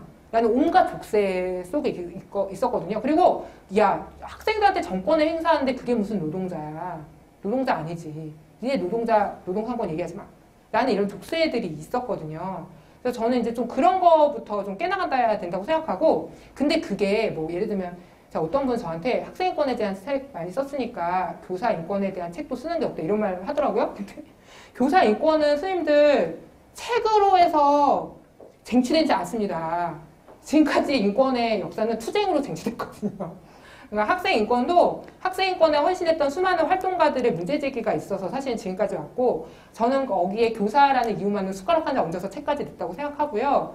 교사의 시민권, 정치적 권리나 노동상권은 교사가 노동조합에 가입하고, 교사가 노동권을 주장하고, 교사가 안전할 권리를 주장하고, 또 노동조합이 그런 교사들의 권리를 두텁게 인정할 때 사실은 이거에 대한 게 높아지는 거지, 제가 뭐 책을 100권 써서 교사의 인권이 높아진다고 하면 도전해 보겠지만, 오히려 저는 교사의 인권을 위해서라면 선생님과 함께 투쟁하고 싶습니다. 네, 이런 보답 드리도록 하겠습니다. 네, 투쟁하시는 걸 같이 투쟁하시는 걸로. 네. 다음 질문 보겠습니다. 질문이 계속 올라오고 있어요. 네, 그래서 좋습니다. 코로나 사태 이후 쓰신 글에서 한국 교육에서는 코로나보다 입시가 더 힘이 세다고 하셨는데 꼭 입시 문제가 아니라도 학교가 필요한 학생들, 학교가 꼭 문을 열어야 할 이유도 있지 않을까요? 단지 입시 때문이라고 비판하기보다 재난 상황에서 학교는 어떤 역할을 할 수 있을까 하는 고민이 필요하다고 생각합니다. 라고 이야기를 해주셨어요. 맞아요. 저도 그거에 되게 200% 동감해요. 그러니까 예를 들면 그런 거예요. 그러니까 저는 오히려, 그러니까 예를 들면 이런 거, 학교의 규모에 대한 논의? 그러니까 학교가 지금처럼 거대하게 있는 게 아니라 뭐 학생이 한 5명만 있을 수도 있고 그리고 그 학생들하고 어떻게 사회성을 우리가 같이 얘기할 수 있을 것인가에 대한 논의부터 코로나 이후에 교육, 코로나 상황에서의 교육에 대해서 얘기가 됐다면 저도 그런 글을 쓰지 않았을 것 같아요. 그러니까 뭐 지금은 약간 오전 오후 수업에 대한 얘기도 나지만 그거 굉장히 기계적이잖아요. 그러니까 무슨 뜻이냐면 저는 사실 지금 뭐 소위 말하는 지식을 투입하는 거는 온라인이 할 수 있다는 건 이미 저는 판명이 된 거라고 생각하고 오히려 우리가 연결돼 있다는 느낌? 우리가 하나의 사회를 이루고 있다는 느낌을 어떻게 받을 것인가가 교육에 있어서 되게 중요하다고 생각을 하는데 지금 학교에서도 똑같이 온라인이랑 똑같이 질문 못하게 해요. 아예 질문이랑 활동 못하게 해요. 그러니까 토론할 때도 마스크 써야 되고 그러니까 마스크 쓰니까 학생들 그러니까 막 열심히 얘기하던 학생도 마스크를 벗으려고 마스크 막 이러면 이제 학생들 확 위축돼가지고 또 하고 그냥 얘기를 끊게 되고 뭐 이런 거 있잖아요. 그러니까 활동이 그러니까 오프라인 다운 활동이 되고 있지 않죠. 지금의 학교의 방역 수칙 안에서는 그래서 그러니까 저는 그러니까 옛날처럼 근데 이거를 뭐 오전반 오후반도 되게 황당한데 이게 옛날처럼 7교시 다 하면서 오전반 오후반은 못해요. 그러니까 과목도 좀 줄어야 되고요. 그리고 어떻게 보면 저는 뭐 그런 느낌? 약간 온라인에서는 여러 가지 지식에 대해서 우리가 배운다면 오프라인에서는 그거를 활용해서 하루 종일 뭔가 활동을 하는 거죠. 활동만 하는 거죠. 그걸 연결해서. 지금처럼 분절적인 방식이 아니고.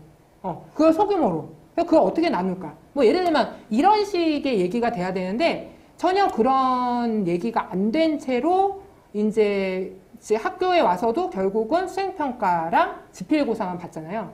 그리고 학생들이 학교에 오는 방식도 중학교는 잘 모르겠는데 고등학교 같은 경우는 모의고사로 시작됐어요.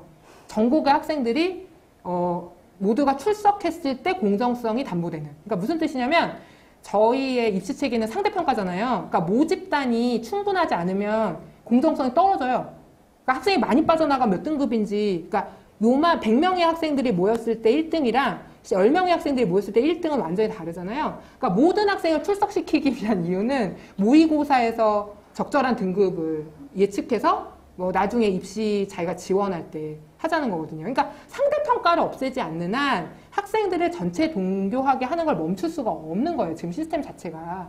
그래서 저는 모의고사로부터 이 교육이 시작됐고 그래서 입시 때문에 이 열차가 굴러간 거다. 그래서 그 부분 학생들 전체가 등교해야 된다는 전제만 버리면 오히려 학생들의 사회성을 어떻게 자극할 것인가? 그리고 학생들이 충분히 이제 소통하고 이런 부분들이 지금 굉장히 부족한데 이 부분을 어떻게 활성화할 것인가? 그걸 중심으로 그러니까 오히려 지금 완전 다 축소된 소위 말하는 비교과 영역이 어떻게 살아날 수 있을 것인가가 얘기가 돼야 되는데 지금 사실 전혀 그렇지 않거든요. 뭐 학생 자체 활동 어떻게 할 것인가? 그런 고민 없잖아요. 교육부에서 뭐 그런 건 사실 듣보잡이고 그냥 수업 어떻게 해라 출결 매번 뭐 1판, 2판, 3판, 4판 지침 내려오는 게 계속 그놈의 출결과 평가예요. 그래서 저는 이제 본원적인 역할은 당연히 오프라인 교육이 있어야 된다고 생각하는데 교육부가 중심으로 한 지금 코로나 시대의 교육은 이게 속내는 결코 그것이 아니었다라는 게 이제 제가 고3 교사로서 좀 경험한 바였던 것 같아요. 네. 코로나19로 인해서 특히 청소년에게 공간의 제한이 많은 것 같은데 이러한 상황에서 청소년에게 어떤 공간이 더 필요하다고 생각하시나요? 라는 질문이셨습니다. 그러니까 뭐 그런 얘기 하더라고요. 카페랑 PC방이랑 어디가 더 위험해? 그러니까 폐쇄된 카페랑? 그러니까 오히려 PC방에 환기를 많이 하게 하거나 뭐 약간 이런 게 아니라 그냥 청소년들이 많이 가는 곳에 대부분이 그냥 제한된 거예요. 그래서 저는 좀 이런 논리들이 그러니까 결국은 뭐 특정 집단을 더 많이 보호하고 있겠다고 하면서 통제하는 논리가 오프라인에서 똑같이 이 코로나 상황에서도 재현되고 있다라는 좀 문제의식이 있고, 그래서 정말 학교 공간이 넓어져야 된다. 그래서 지금 이제 아까도 학급당 학생 수 얘기하셨는데, 기본적으로 학급당 학생 수, 부모님들은 학교 하고 있으면, 예전에 절반이야. 근데 이거를 꼭 코로나 상황이 아니더라도 학급이라는 공간 자체가 사생활과 공생활이 공존하거든요. 그래서 예를 들면 이쪽 조는 학습의 공간이고 이쪽 조는 휴식의 공간. 그래서 약간 이런 소파 같은 것도 놓고, 그럼 학생들이 공부할 때 이쪽 가서 하다가 쉬어갈 때 이쪽 가서 하고, 아니면 그거 외에도 학생들 동아리방이 제대로 없어요. 고등학교 같은 거 자율 동아리 그렇게 만들려고 하면서 학생들은 다 이디야 가서 그걸 해야, 죄송합니다. 네, 어디 가요? 카페 가서 그걸 해야 돼요. 그러니까 이게 학생들을 중심으로 볼 때는 지금 공간이 너무나 부족한 상태거든요. 그리고 그나마 되게 금지 일수죠. 그래서 좀 이런 것들이 저는 그래서 그러니까 저는 지금 대통령이 일자리 정책 따로 코로나 포스트 코로나 교육 정책 따로 하시는데, 아까도 말씀드렸지만 코로나 언택트 교육을 유지하는 건 사람의 노동이에요.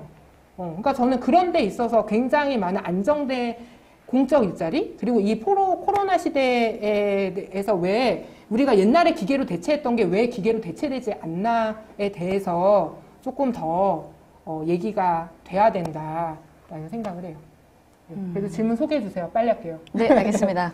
네, 다음은요, 비비세시님이 질문하셨습니다. 교육과정 구성에 학생 및 학부모 참여권을 보장하는 일이 우리 사회에서 가능할까요? 어떤 경로를 거치면 가능할까요? 라고 질문하셨습니다. 그러니까 계속 교육운동계에서 있었죠. 하나는 교육과정의 대강화. 그러니까 교육과정을, 원래 그런 뜻은 아니겠지만 전 그렇게 얘기합니다. 대강하자. 교육과정 좀 수상적으로 하고 교사와 학생, 학부모가 재구성할 수 있게 하자는 거 하나랑, 그 다음에 이제 계속 얘기했던 데가 사회적 교육과정위원회. 그러니까 지금 국가교육회의는 지금 모여서 뭐 하고 계신지 잘 모르겠는데, 원래 그 제도의 취지는, 핀란드나 북유럽에서의 취지는 이 교육과정이라는 것이 특정 계급에게 유리하지 않도록 사회 노동자, 교육학자 이런 사람들이 다 모여서 사회적으로 우리가 무엇을 배워야 될 것인가, 사회적 합의 과정을 많은 토론의 과정을 거쳐서 만들자. 라는 거예요. 그래서 그게 사회적 교육과정이고 그게 국가교육과정으로 반영될 수 있게 하자. 그래서 저는 지금 코로나 시대에 사실은 그런 질문을 우리 사회가 받았다고 생각해요. 도대체 학교에서 우리 뭘 배워야 돼? 이 질문 받았다고 생각하거든요. 그러면 그게 기존에 예를 들면 특정 어쨌든 학문의 교수들이 모여서 교육과정을 정하는 게 아니고 노동조합, 그 다음에 이 교육의 나름 전문가, 또 여기 교사노동조합도 마찬가지겠죠? 이런 사람들, 현장 교사들이 다 모여서 이런 것들에 대한 얘기를 하는 거죠. 근데 이런 얘기가 사실 그런 대안이 제기되지 않았던 게 아니거든요. 근데 그런 것들이 좀 더 공세적이고 전면적으로 얘기해야 될 시점이라고 생각해요. 네. 바로 다음 질문 가겠습니다. 백영래 님이 교사들은 교육권을 자신의 인권, 시민권보다 더 중요하게 생각하는 경향이 있는 것 같습니다. 그 이유가 무엇인지 알아야 그걸 깰 수도 있을 것 같아서요. 라고 질문하셨어요. 사명감에 눌리셨을까요? 저는 그런 생각하는데, 그러니까 저는 약간 두 가지 면이 같이 있는 것 같아요. 솔직히 제가 왕처럼 느껴질 때가 있어요. 그러니까 그게 부담일 때도 있고 좋을 때도 있어요. 그러니까 어떤 기분인지 어떻게 말씀드려야 될지 모르겠는데, 어느 한 순간에는요, 수업이 되게 잘 되고 내가 의도한 대로 막 통제하는 것처럼 굴러가는 것 같은 환상이 있을 때가 있어요. 그러니까 그 환상이 유지되는 시점에서는 그 환상만을, 근데 사실 저는 그게 교실 안에서의 약간 뭐라고 해야 될까요? 그런 비닐하우스 공법 같은 느낌인데, 좀 표현이 그런데, 그러니까 거기에서만 유지되는 정의? 사실은 다른 그림자 노동이나 학생들 입장이 배제된 채 그냥 겉으로 보시기 아름다운?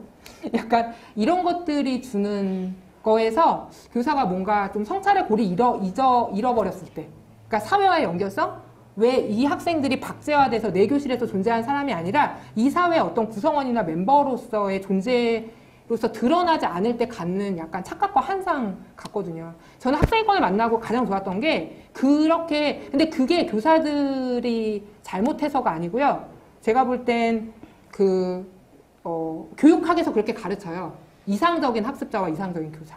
그러니까 현실에 있는 학생들의 삶에 대해서 관심을 가지라고 그러니까 교육하지 않거든요. 그래서 저는 그런 것들이 교사를 의무를 권리로 둔갑시켜서 그걸 스스로 사명감으로 하게 하는 그런 구조 속에 놓여 있다. 근데 저도 그런 깨달음을 학생인권을 만나고 나서야 알게 됐다. 네. 네, 정말 마지막 질문과 답변은 저도 너무너무 공감하는, 저도 진짜 그런 착각과 환상 속에서 살았던 그런 평범한 교사 중에 한 명이었던 것 같은데, 저도 학생인권 덕분에 여기까지 온 게 아닌가라는 생각이 좀 들었습니다. 마지막으로 독자님들이 뽑아주신 인상 깊은 구절 낭독, 그리고 거기에 대한 이제 영선쌤의 한마디, 코멘트, 이렇게 진행을 하도록 하겠습니다.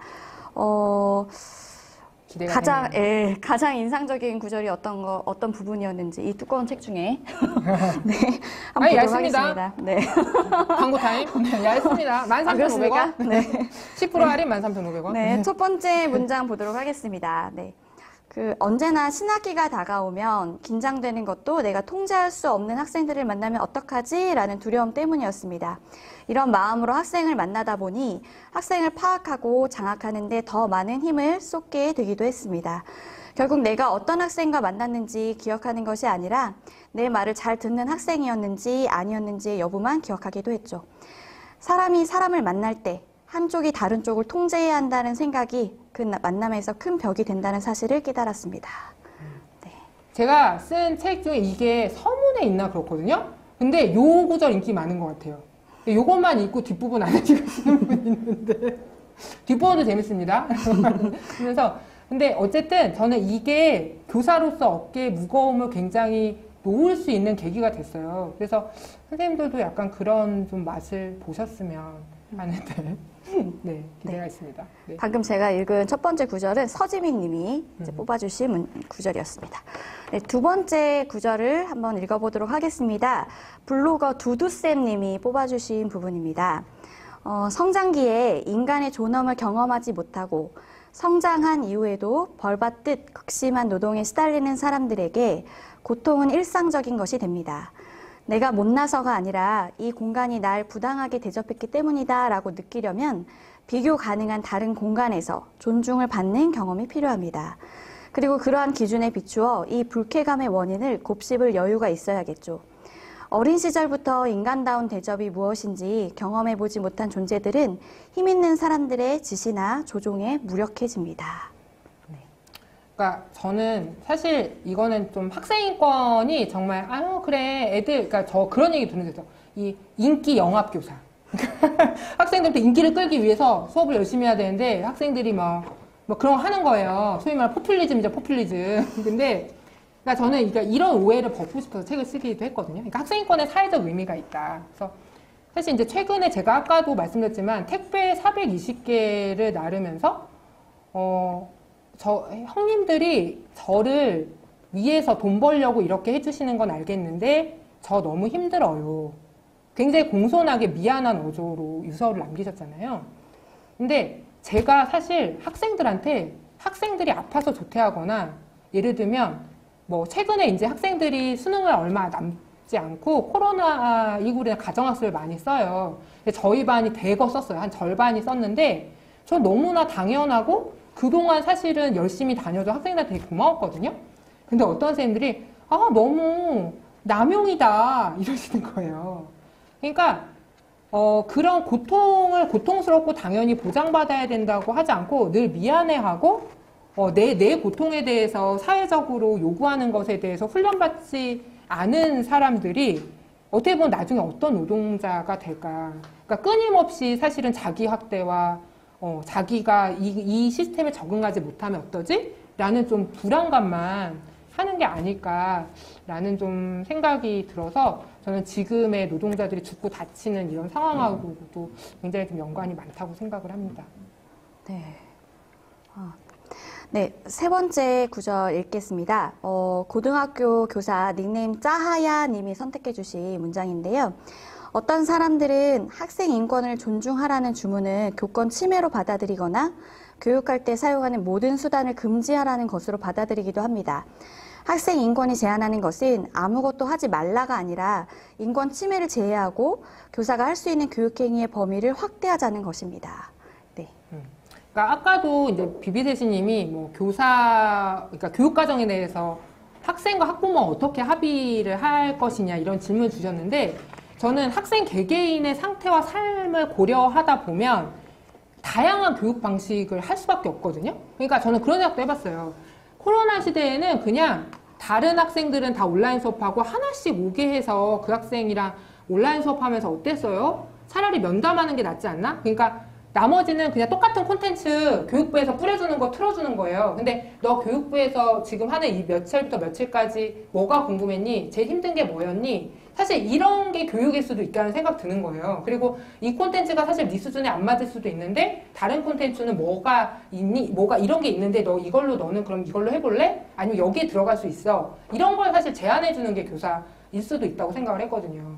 그리고 만약 학습에 있다면 그렇고 나머지 저는 공동체성이나 민주시민성이 우선이라면 학생이 또 다양한 방법들도 좀 해볼 수 있을 것 같거든요. 근데 그런 것들이 저는 오히려 학생인권을 보장하는 범위 안에서라는 전제만 있다면 사실은 교사가 해볼 수 있는 건 훨씬 다양해진다라는 생각이 드는 거죠.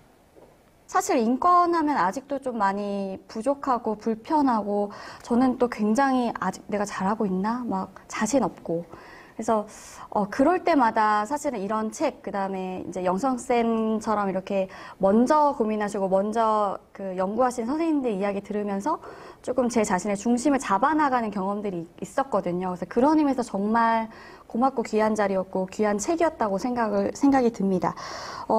영선쌤이 그 마지막에 그런 글을 쓰셨더라고요. 가장 인권적인 것이 가장 교육적인 것이 될 수 있게.